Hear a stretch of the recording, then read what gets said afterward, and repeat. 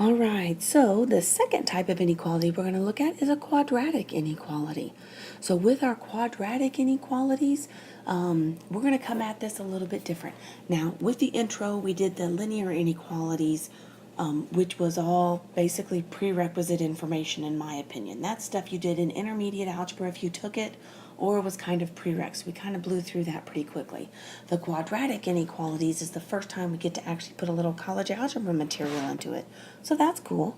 So let's look at this first one here. So if we have example 5, we end up with an x squared minus x minus 12 is less than 0. So when you have a quadratic inequality, the first thing you want to do is find your critical points. And you find your critical points, guess what? By factoring. That's right. We've got a quadratic, so we get to factor this thing. So we can factor this problem into an x minus 4 and an x plus 3. Now notice at this point, when I find my critical points, the quadratic inequality, and you'll see the same thing with our rational inequalities, we change this to an equal sign instead of an inequality symbol, because my critical points are just the values that we're looking for there. So whenever I solve for this, I'm going to set each piece equal to 0. So my critical points are at 4 and negative 3. Now here's the key to this problem right here. Once you find your critical points, this is the part that most people mess up on. Step 2, you want to put them on a number line and check 0 for shading. When you have a linear inequality, you can't just put that less than symbol in there. So you need to find your critical points, which is what we did, and then you put them on a number line, and you have to check values to determine where you shade.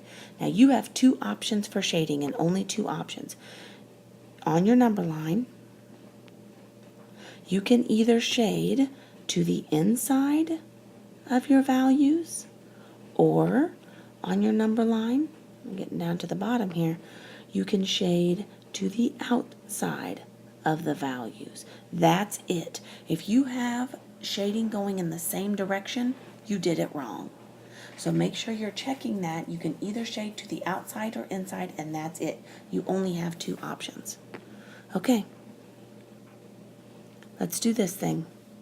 Again, I like to just put my values on there, negative 3 and 4, and I know 0's in the middle somewhere. Now notice I say we're going to check 0 for shading. The reason why we check 0 is because it's easy. So if I check 0, if it's true, then I'm going to shade where 0 is. If it's false, then I'm going to shade where 0 isn't.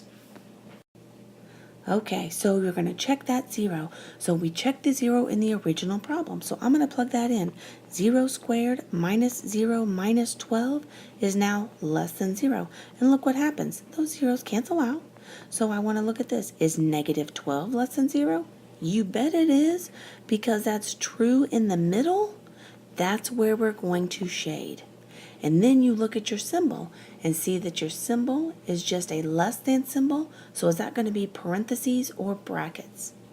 Parentheses, right on. So if we're looking at these problems, we're going to still write your answer in interval notation, and you do a direct translation. Parenthesis, negative 3, comma 4, parenthesis. Good. So the big deal when it comes to a quadratic inequality is you've got to find your critical points and then check and see where you're going to do your shading. Okay, good job. Let's do more. Okay, check out this example 6, which is a 2x squared plus 5x minus 12 is greater than or equal to 0. Cool. So the first step, find your critical points. Factor this out and figure out what your critical points are here. So I'm going to set up my parentheses equal to 0.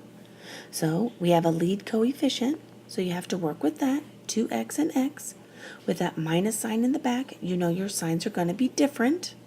and I have a 12. So whenever you look at 12, go with your gut. Now, 4 and 3 are the closest, and typically that's what you go with.